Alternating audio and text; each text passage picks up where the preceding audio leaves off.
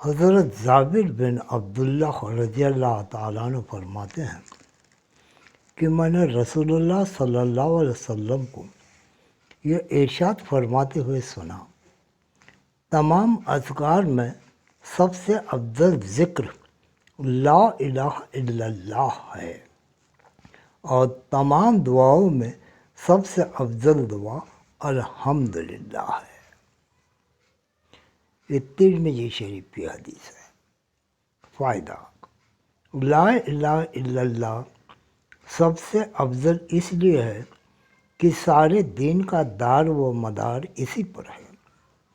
اس کے بغیر نہ ایمان صحیح ہوتا ہے، نہ کوئی مسلمان بنتا ہے۔ الحمدللہ کو افضل دعا اس لیے فرمایا گیا کہ کریم کی تعریف کا مطلب سوال ہی ہوتا ہے، اور دعا اللہ تعالیٰ سے سوال کرنے کا نام ہے۔ یہ مظاہر حق کے حوالے سے ہے۔ حضرت ابو ہریرہ فرماتے ہیں کہ رسول اللہ صلی اللہ علیہ وسلم نے ارشاد فرمایا، جب کوئی بندہ دل کے اخلاص کے ساتھ لا الہ الا اللہ کہتا ہے تو اس کلمہ کے یقینی طور پر آسمان کے دروازے کھول دیے جاتے ہیں، یہاں تک کہ یہ کلمہ سیدھا عرش تک پہنچتا ہے، یعنی فوراً قبول ہوتا ہے، بشرطے کہ وہ کلمہ کہنے والا کبیرہ گناہوں سے بچتا ہو۔ یہ ترمذی کی حدیث ہے۔ فائدہ: اخلاص کے ساتھ کہنا یہ ہے کہ اس میں ریا اور نفاق نہ ہو۔ کبیرہ گناہوں سے بچنے کی شرط جلد قبول ہونے کے لیے ہے، اور اگر کبیرہ گناہ کے ساتھ بھی کہا جائے تو نفع اور ثواب میں اس وقت بھی خالی نہیں۔ یہ مرقات کے حوالے سے ہے۔ حضرت یعلا بن شداد رضی اللہ تعالیٰ عنہ فرماتے ہیں کہ میرے والد حضرت شداد رضی اللہ تعالیٰ عنہ نے یہ واقعہ بیان فرمایا، اور حضرت عبادہ رضی اللہ تعالیٰ عنہ نے جو کہ اس وقت موجود تھے اس واقعے کی تصدیق فرماتے ہیں کہ ایک مرتبہ ہم لوگ نبی کریم صلی اللہ علیہ وسلم کی خدمت میں حاضر تھے۔ رسول اللہ صلی اللہ علیہ وسلم نے ارشاد فرمایا، کوئی اجنبی اور غیر مسلم تو مجمع میں نہیں ہے؟ ہم نے عرض کیا، کوئی نہیں۔ ارشاد فرمایا، دروازہ بند کر دو۔ اس کے بعد ارشاد فرمایا، ہاتھ اٹھاؤ اور کہو لا الہ الا اللہ۔ ہم نے تھوڑی دیر ہاتھ اٹھائے رکھے اور کلمہ طیبہ پڑھا، پھر آپ صلی اللہ علیہ وسلم نے اپنا ہاتھ نیچے کر لیا، پھر فرمایا الحمدللہ، اے اللہ آپ نے مجھے یہ کلمہ دے کر بھیجا ہے، اور اس کلمہ کی تبلیغ کا مجھے حکم ہوا ہے، اور اس کلمہ پر جنت کا وعدہ فرمایا ہے، اور آپ وعدہ خلاف نہیں ہیں۔ اس کے بعد رسول اللہ صلی اللہ علیہ وسلم نے ہم سے فرمایا، خوش ہو جاؤ، اللہ تعالیٰ نے تمہاری مغفرت فرما دی۔ یہ حدیث مسند احمد، طبرانی، بزار اور مجموع الزوائد میں درج ہے۔ حضرت حذیفہ رضی اللہ تعالیٰ عنہ سے روایت ہے کہ رسول اللہ صلی اللہ علیہ وسلم نے ارشاد فرمایا، جس طرح کپڑے کے نقش و نگار گھس جاتے ہیں اور ماند پڑ جاتے ہیں، اسی طرح اسلام بھی ایک زمانے میں ماند پڑ جائے گا، یہاں تک کہ کسی شخص کو یہ علم تک نہ رہے گا کہ روزہ کیا چیز ہے اور صدقہ اور حج کیا چیز ہے۔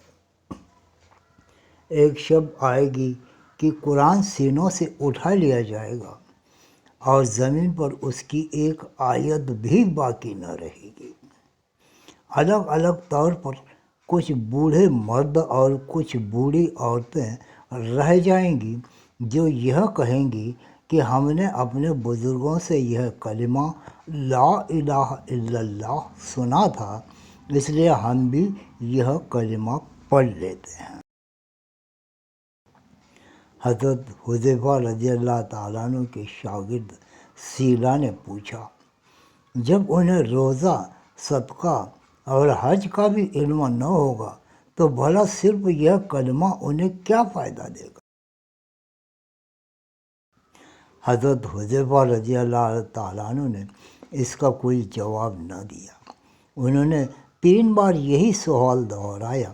ہر بار حضرت حذیفہ رضی اللہ تعالیٰ عنہ اعراض کرتے رہے۔ ان کی تیسری مرتبہ اصرار کے بعد فرمایا، سیدھا یہ کلمہ ہی ان کو دوزخ سے نجات دلائے گا۔ یہ مستدرک حاکم کی حدیث ہے۔ حضرت ابو ہریرہ رضی اللہ تعالیٰ عنہ سے روایت ہے کہ رسول اللہ صلی اللہ علیہ وسلم نے ارشاد فرمایا، جس نے لا الہ الا اللہ کہا اس کو یہ کلمہ ایک نہ ایک دن ضرور فائدہ دے گا، انہیں نجات دلائے گا، اگرچہ اس کو کچھ نہ کچھ سزا پہلے بھگتنا پڑے۔ حضرت عبداللہ بن عمر رضی اللہ تعالیٰ عنہ سے روایت ہے کہ رسول اللہ صلی اللہ علیہ وسلم نے ارشاد فرمایا، کیا میں تمہیں وہ وصیت نہ بتاؤں جو حضرت نوح علیہ السلام نے اپنے بیٹے کو کی تھی؟ صحابہ رضوان اللہ تعالیٰ نے عرض کیا، ضرور بتائیے۔ ارشاد فرمایا، حضرت نوح علیہ السلام نے اپنے بیٹے کو وصیت میں فرمایا، میرے بیٹے، تم کو 2 کام کرنے کی وصیت کرتا ہوں اور 2 کاموں سے روکتا ہوں۔ ایک تو میں تمہیں لا الہ الا اللہ کہنے کا حکم دیتا ہوں، کیونکہ اگر یہ کلمہ ایک پلڑے میں رکھ دیا جائے اور تمام آسمان اور زمین کو ایک پلڑے میں رکھ دیا جائے تو کلمہ والا پلڑا جھک جائے گا، اور اگر تمام آسمان اور زمین کا ایک گھیرا ہو جائے تو بھی یہ کلمہ اس گھیرے کو توڑ کر اللہ تعالیٰ تک پہنچ کر رہے گا۔ دوسری چیز جس کا حکم دیتا ہوں وہ سبحان اللہ العظیم و بحمدہ کا پڑھنا ہے، کیونکہ یہ تمام مخلوق کی عبادت ہے اور اسی کی برکت سے مخلوقات کو روزی دی جاتی ہے۔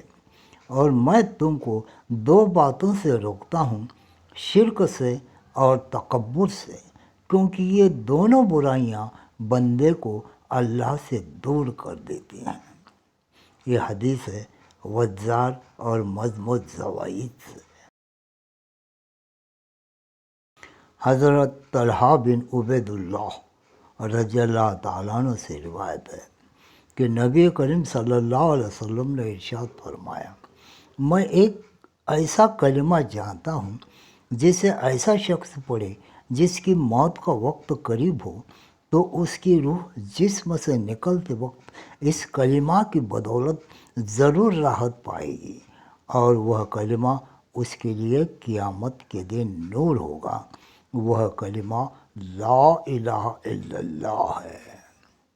یہ حدیث ابو یعلا اور مجموع الزوائد میں درج ہے۔ حضرت انس رضی اللہ تعالیٰ عنہ سے روایت ہے کہ رسول اللہ صلی اللہ علیہ وسلم نے ارشاد فرمایا، ہر وہ شخص جہنم سے نکلے گا جس نے لا الہ الا اللہ کہا ہوگا اور اس کے دل میں ایک جو کے وزن کے برابر بھی بھلائی ہوگی، یعنی ایمان ہوگا۔ پھر وہ شخص جہنم سے نکلے گا جس نے لا الہ الا اللہ کہا ہوگا اور اس کے دل میں گندم کے دانے کے برابر بھی خیر ہوگی، یعنی ایمان ہوگا۔ پھر وہ شخص جہنم سے نکلے گا جس نے لا الہ الا اللہ کہا ہوگا اور اس کے دل میں ذرہ برابر بھی خیر ہوگی۔ یہ بخاری شریف کی حدیث ہے۔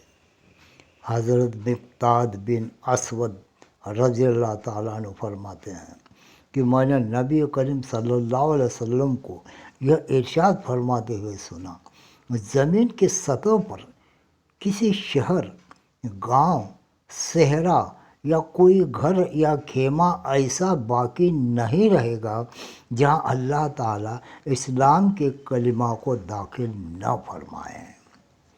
ماننے والے کو کلمہ والا بنا کر عزت دیں گے، نہ ماننے والے کو ذلیل فرمائیں گے، پھر وہ مسلمانوں کے ماتحت بن کر رہیں گے۔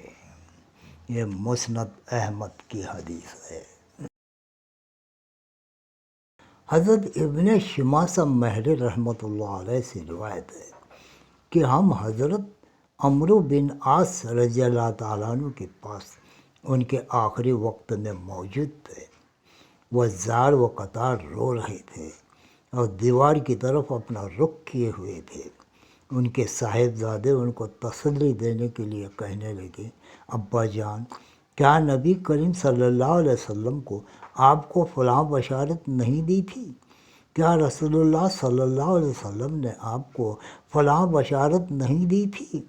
یعنی آپ کو تو نبی کریم صلی اللہ علیہ وسلم نے بڑی بڑی بشارتیں دی ہیں۔ یہ سن کر انہوں نے دیوار کی طرف سے اپنا رخ بدلا اور فرمایا، سب سے افضل چیز جو ہم نے آخرت کے لیے تیار کی ہے وہ اس بات کی شہادت ہے کہ اللہ تعالیٰ کے سوائے کوئی معبود نہیں اور محمد صلی اللہ علیہ وسلم اللہ کے رسول ہیں۔ میری زندگی کی 3 دور گزرے ہیں۔ ایک دور تو وہ تھا جب کہ رسول اللہ صلی اللہ علیہ وسلم سے بغض رکھنے والا مجھ سے زیادہ کوئی اور شخص نہ تھا، اور جب کہ میرے سب سے بڑی تمنا یہ تھی کہ کسی نہ کسی طرح آپ پر میرا قابو چل جائے تو میں آپ کو مار ڈالوں۔ یہ تو میری زندگی کا سب سے بدتر دور تھا۔ خدا نہ خواستہ میں اس حال پر مر جاتا تو یقیناً دوزخی ہوتا۔ اس کے بعد جب اللہ تعالیٰ نے میرے دل میں اسلام کا حق ہونا ڈال دیا تو میں آپ کے پاس آیا اور میں نے عرض کیا، اپنا مبارک ہاتھ بڑھائیے تاکہ میں آپ سے بیعت کروں۔ آپ صلی اللہ علیہ وسلم نے اپنا ہاتھ مبارک بڑھا دیا۔ میں نے اپنا ہاتھ پیچھے کھینچ لیا۔ آپ نے فرمایا، عمرو، یہ کیا؟ میں نے عرض کیا، میں کچھ شرط لگانا چاہتا ہوں۔ فرمایا، کیا شرط لگانا چاہتے ہو؟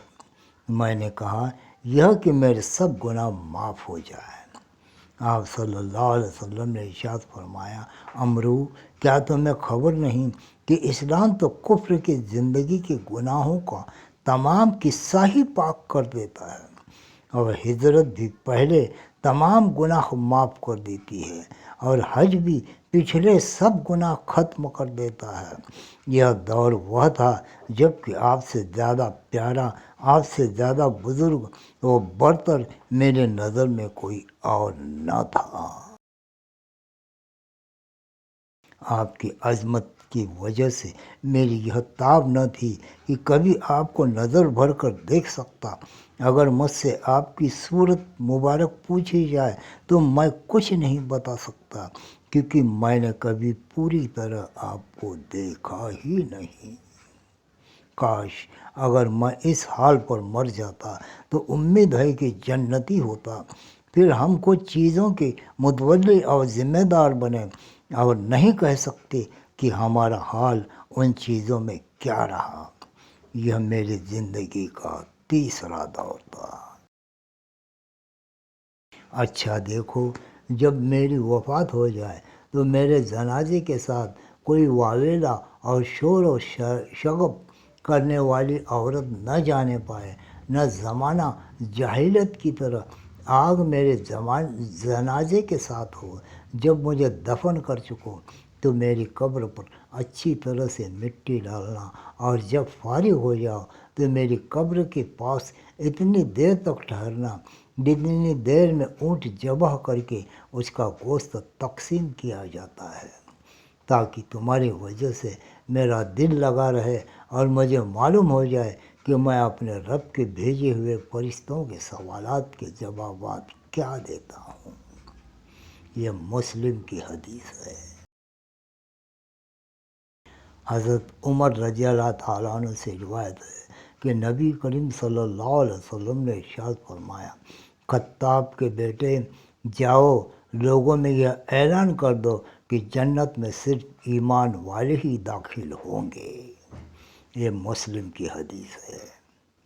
حضرت ابو لیلہ رضی اللہ تعالیٰ عنہ سے روایت ہے کہ نبی کریم صلی اللہ علیہ وسلم نے ابو سفیان سے فرمایا، ابو سفیان تمہاری حالت پر افسوس ہے، میں تو تمہارے پاس دنیا اور آخرت کی بھلائی لے کر آیا ہوں، تم اسلام قبول کر لو، سلامتی میں آ جاؤ گے۔ یہ طبرانی اور مضمون زوائد کی حدیث ہے۔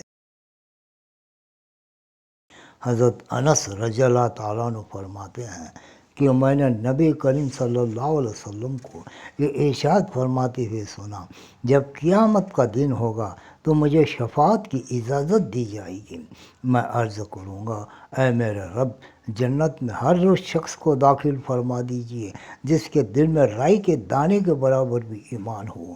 اللہ تعالیٰ میری اس شفاعت کو قبول فرما لیں گے اور وہ لوگ جنت میں داخل ہو جائیں گے۔ پھر میں عرض کروں گا، جنت میں ہر اس شخص کو داخل فرما دیجئے جس کے دل میں ذرا سا بھی ایمان ہو۔ یہ بخاری شریف کی حدیث ہے۔ ایک حضرت ابو امامہ رضی اللہ تعالیٰ عنہ سے روایت ہے کہ ایک شخص نے رسول اللہ صلی اللہ علیہ وسلم سے سوال کیا کہ ایمان کیا ہے؟ آپ صلی اللہ علیہ وسلم نے ارشاد فرمایا، جب تم کو اپنے اچھے اعمال سے خوشی ہو اور اپنے برے اعمال پر رنج ہو تو تم مومن ہو۔ یہ مستدرک حاکم کی حدیث ہے۔ حضرت عباس بن عبد المطلب رضی اللہ تعالیٰ عنہ سے روایت ہے کہ انہوں نے رسول اللہ صلی اللہ علیہ وسلم کو یہ ارشاد فرماتے ہوئے سنا، ایمان کا مزہ اس نے چکھا اور ایمان کی لذت اسے ملی جو اللہ تعالیٰ کو رب، اسلام کو دین اور محمد صلی اللہ علیہ وسلم کو رسول ماننے پر راضی ہو جائے۔ یہ مسلم کی حدیث ہے۔ فائدہ مطلب یہ ہے کہ اللہ تعالیٰ کی بندگی اور اسلام کے مطابق عمل اور حضرت محمد صلی اللہ علیہ وسلم کی اطاعت اللہ تعالیٰ اور ان کے رسول صلی اللہ علیہ وسلم اور اسلام کی محبت کے ساتھ ہو۔ جس کو یہ بات نصیب ہو گئی، یقیناً ایمانی لذت میں اس کا حصہ ہو گیا۔ ابھی آخر میں بخاری شریف کی حدیث سنیے۔ حضرت انس رضی اللہ تعالیٰ عنہ روایت کرتے ہیں کہ رسول اللہ صلی اللہ علیہ وسلم نے ارشاد فرمایا، ایمان کی حلاوت اسی کو نصیب ہوگی جس میں 3 باتیں پائی جائیں گی، ایک یہ کہ اللہ تعالیٰ اور اس کے رسول کی محبت اس کے دل میں سب سے زیادہ ہو، دوسرا یہ ہے کہ جس شخص سے بھی محبت ہو صرف اللہ تعالیٰ ہی کے لیے ہو، تیسرا یہ کہ ایمان کے بعد کفر کی طرف پلٹنے سے اس کو اتنی نفرت اور ایسی انزیت ہو جیسی کہ آگ میں ڈالے جانے سے ہوتی ہے۔ یہ بخاری شریف کی حدیث ہے۔ اللہ تبارک و تعالی تمہیں اور مجھے بھی ان حدیثوں کے صدقے طفیل میں، اس کے ثواب کے صدقے طفیل میں اپنی رحمتوں، برکتوں اور فضل و کرم سے نوازے، دنیا میں بھی، برزخ میں بھی اور آخرت میں بھی، انشاءاللہ۔ آمین ثم آمین۔ اللہ حافظ۔